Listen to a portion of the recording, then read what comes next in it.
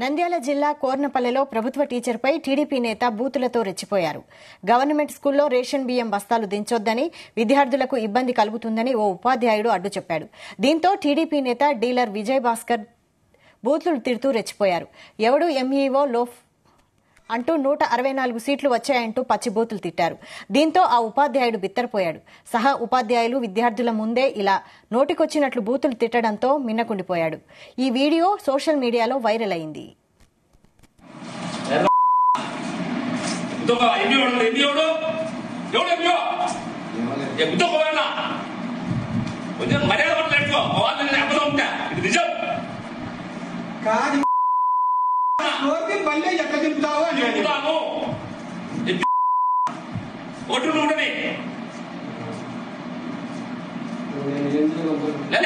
మగుడు చాలండి తలకాయ మగుడు నీకు లోపలే పని చేస్తుందా కొంచెం ఆరోగ్యం కదా మనిషికి పొజిషన్ ఉంటుంది. ఎన్ని సీట్లు వస్తాయి? 164 సీట్లు మాకు వస్తాయి. నువ్వేం మాట్లాడలేదు. రాజకీయం అవసరం అన్న. రాజకీయ ప్రకారం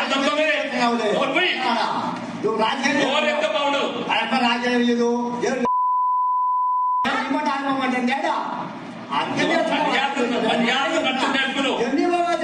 నీకు ఉండకపోతే చెవిబట్టి